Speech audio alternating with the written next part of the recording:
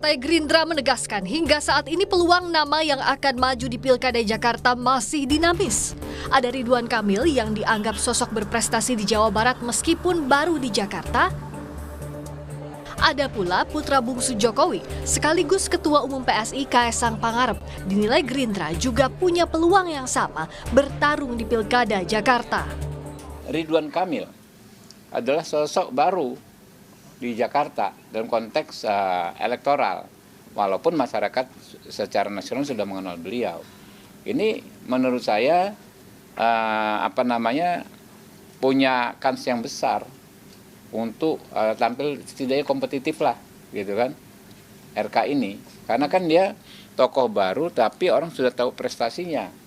Di Bandung 2 kali kan, ibu kota provinsi yang karakteristiknya mirip Jakarta. Kemudian di Jawa Barat sekali.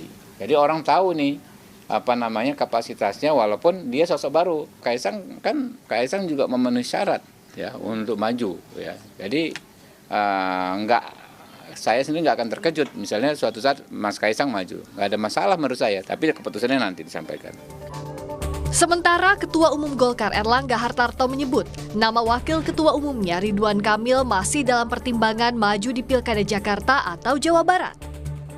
Erlangga menegaskan masih butuh proses untuk menetapkan calon gubernur Jakarta. Kalau pertimbangan Golkar melihat lebih baik di Jabar atau gimana? Iya, nanti kami monitor. Kalau Mas Kaesang sendiri, Golkar juga mengusung nama itu nggak Pak kira-kira? Masuk radar nggak? Nanti kita lihat. Pak, untuk koalisi pilkada benar 4+1 Pak, koalisi 4+1, satunya Pak Presiden Jokowi. Pak, soal iya, Pak. Untuk partai kan yang harus mengusung pilkada, yang usung partai-partai. Pak Ibas kan kemarin bilang udah sepakat semua Pak RK di Jakarta, itu gimana? Ya kan masih ada proses. Namun Ketua Umum PAN Zulkifli Hasan bersikukuh, Koalisi Indonesia Maju punya sinyal kuat majukan RK di Jakarta meskipun belum menentukan wakilnya. Ya kita kan kalau Jakarta Ridwan Kamil, wakil belum lagi dibahas ya. Golkar katanya melihat elektabilitasnya kan lebih rendah Pak, dan bakal orang ada ke Jabar Pak. Jadi gimana Pak? Ya nanti dibahas lagi. Yuk. Sejauh ini, Koalisi Indonesia Maju membuka peluang sejumlah nama kuat untuk maju di Pilkada Jakarta. Namun masih sedikit kemungkinan untuk mantan Gubernur Jakarta, Anies Baswedan. Sinyal sejumlah politisi mengarah ke sosok Ridwan Kamil terutama setelah pertemuan Jokowi dan koalisi pendukung pemerintah akhir Mei lalu dan putra bungsu Jokowi, Kaesang Pangarep. Apakah pertemuan Prabowo dan Koalisi Indonesia Maju semalam turut membahas kemungkinan majunya Kaesang itu? Tim Liputan, Kompas TV. Benarkah pertemuan pimpinan Partai Koalisi Indonesia Maju tadi malam salah satunya membahas agenda politik terdekat yakni Pilkada termasuk di Jakarta serta peluang mengusung putra bungsu Jokowi Kaesang Pangarep? Kami diskusikan bersama Ahmad Doli Kurnia, Wakil Ketua Umum Partai Golkar, dan Siti Zuhro selaku pengamat politik dari Badan Riset dan Inovasi Nasional atau BRIN. Selamat sore semuanya, apa kabar? Selamat sore, Assalamualaikum warahmatullahi wabarakatuh. Hadir bersama kami, Waalaikumsalam warahmatullahi wabarakatuh. Kalau kata Pak Erlangga kemarin itu pembahasan atau pertemuan bersama dengan Pak Prabowo mengenai pentingnya strategi ke depan. Apakah strateginya itu termasuk dengan Pilkada DKI Jakarta dan mengusung Mas Kaesang di Pilkada DKI ini, Bang Doli? Banyak hal saya kira yang dibahas ya. Sebagai Presiden terpilih Pak Prabowo, kemudian kan juga perlu untuk mendiskusikan sering ya dengan ketua umum partai politik yang kemarin mengusung dan memenangkan beliau ya.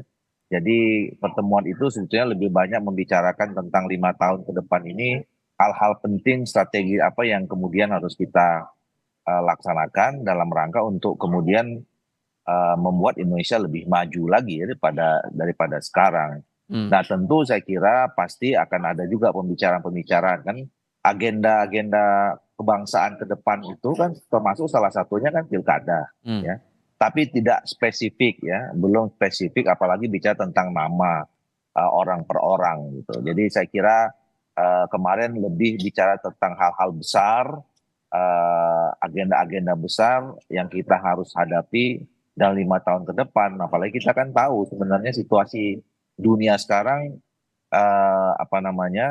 ya tidak baik-baik saja ya. Kalau Kadang isunya isu isu yang besar, menguat, kemarin kata Pak Erlangga diskusinya nggak dilaporin dulu ke Pak Jokowi. Masa iya sih Bang? maksudnya Tidak dilaporkan dulu ada pertemuan antara Pak Prabowo dengan ketua-ketua koalisi Kim itu ke Pak Jokowi. Pak Erlangga yang ya bilang kemarin begitu. enggak, saya kira kan mereka ini bukan soal lapor nggak lapor, mereka ini kan hampir setiap hari ketemu, Hmm. ya. Sebagian besar ketua umum partai politik yang tergabung dalam Koalisi Indonesia Maju itu kan semuanya berada dalam kabinetnya Pak Jokowi. Jadi saya kira dengan Pak Jokowi mereka pasti sering dan intensif melakukan pertemuan. Ya kemarin aja ada berapa kali rapat itu dengan Pak Jokowi. Hmm. Saya kira pada saat mereka bertemu rapat dalam Pak Jokowi, hal-hal yang mereka yang bapak-bapak ketua umum partai politik Oke. bicarakan ya pasti setidaknya sudah disampaikan kepada Pak Jokowi kan.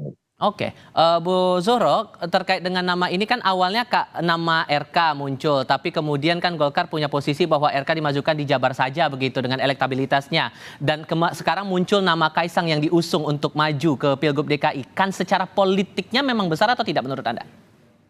Yang mana ini? Untuk Kaisang di Oh, DKI. Kaisang, ya. Sinyal ya, jadi kayak HP gitu. Biasanya sinyal itu kalau HP semakin jauh dari pusatnya itu sinyalnya ini lemah ya. Karena ada di ibu kota sinyalnya mungkin kuat sekali sekarang ya. Jadi kalau diibaratkan seperti itu, kita melihat Kaisang ini mungkin terkait tidak bisa dipisahkan dari apa yang sudah kita baca bersama-sama, yaitu keputusan dari Mahkamah Agung ya yang membolehkan gitu nanti ketika dilantik itu akan berusia 30 kan seperti itu. Meskipun belum ada penjabarannya untuk di PKPU ya, untuk peraturan selanjutnya dan sebagainya.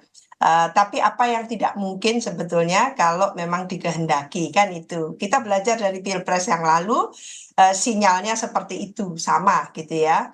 Bedanya satu di MK, satunya sekarang di MA. Jadi sekarang apa yang tidak mungkin? Secara umur akan dipayungi gitu ya, sudah direvisi oleh Mahkamah Agung. Secara partai tinggal memilih partai mana. Yang bersangkutan juga ketua umum partai PSI ya. Dan tentu Kim itu tidak tertutup kemungkinan juga akan mendukung. Jadi itu dari partai, lalu dari hukum tadi payung hukumnya kemungkinan bisa lolos juga kan gitu. Ditambah dengan narasi yang muncul sekarang, apakah ada upaya untuk mengegolkan nama Kaisang ini untuk maju di Pilgub DKI menurut Anda, Bu? Iya, apalagi kalau istana membolehkan, didukung penuh oleh istana. Jadi tidak ada yang tidak mungkin. Apalagi ditambah lagi kemungkinan ini anak muda ya, lagi-lagi anak muda gitu diberikan satu peluang sangat luas dalam hal ini.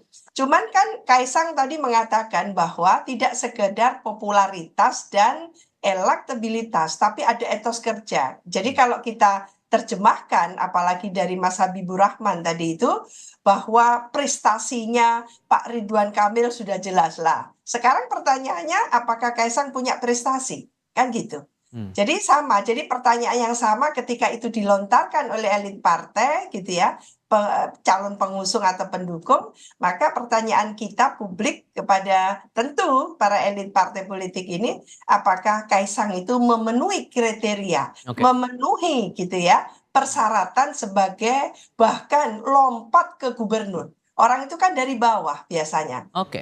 Di hadapan kita ini kan ada Mas Doli. Mas Doli ini waketum Golkar.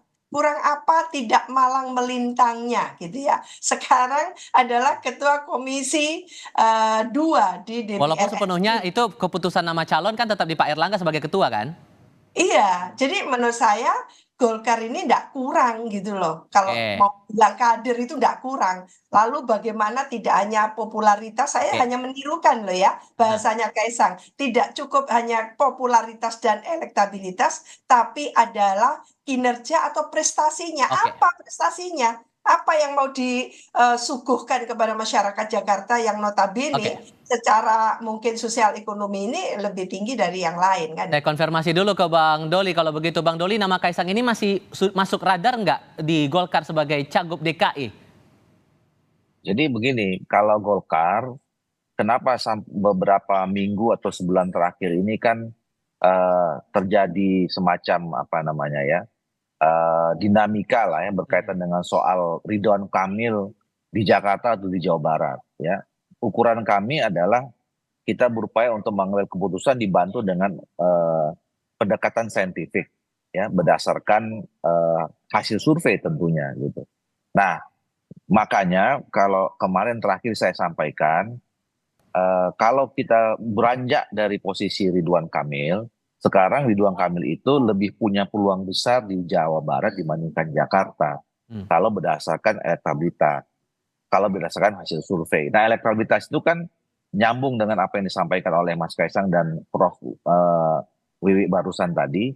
Itu elektabilitasnya akan meningkat kalau misalnya seseorang populer dan kemudian dia dianggap pernah punya prestasi-prestasi. Kan itu kan efeknya itu sebetulnya gitu.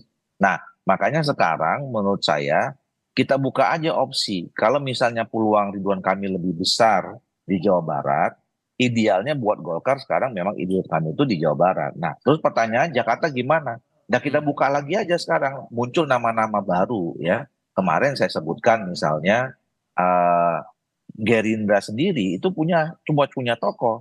Ada namanya Ariza Patria, ketua Gerindra Jakarta, pernah jadi wakil gubernur gitu misalnya. Nah, terus kemudian ada juga yang mengatakan kalau di Koalisi Indonesia Maju, di PAN, kemudian di Gerindra juga ada masih dulu kita pernah sebut Budi Jiwandono gitu ya, ada Mbak Saras gitu misalnya. Terus di PAN misalnya punya Pak Eko Patrio ya, dan lain-lain. Nah, termasuk kalau kita bicara Koalisi Indonesia Maju, ya di PSI juga ada Mas Kaisang gitu.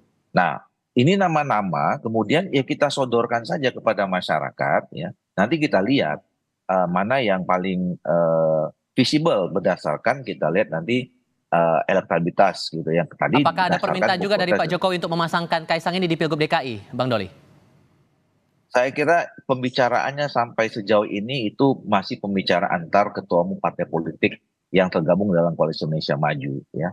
Formalnya itu kenapa? Karena kan nanti yang mengusung kan partai-partai politik gitu. Jadi pembicaranya nanti berawal dari ketua umum partai politik dan berakhir juga pada ketua umum partai politik.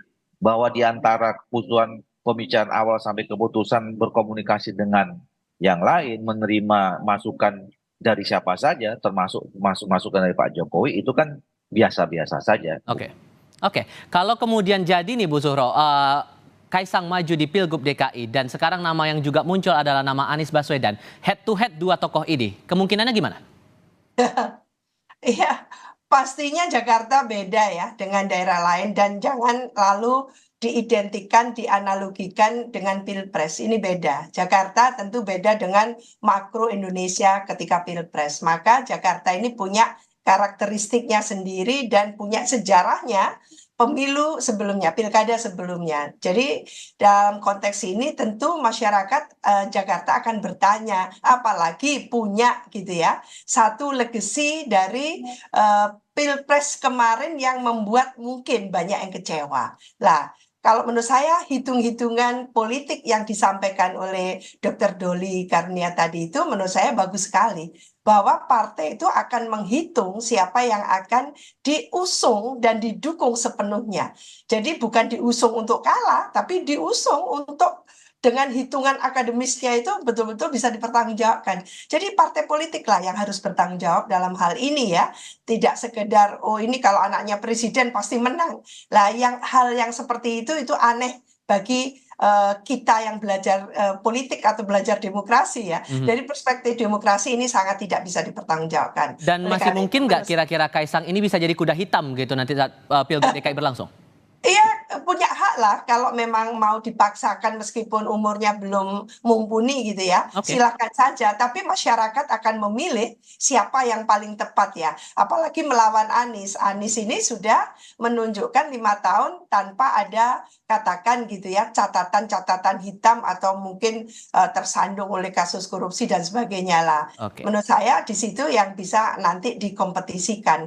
Kalau kompetisi itu yang setara Mas Tifal menurut saya jangan kelas berat melawan kelas bulu, jangan. Harus timpal setara gitu ya. Supaya nanti kontestasi di Pilkada DKI itu betul-betul asik gitu ya, memberikan pembelajaran itu. Baik, Bang Ahmad Doli Kurnia dan Bu Siti Zuhro, terima kasih banyak sudah hadir dalam diskusi kami kali ini. Selamat sore semuanya. Ya.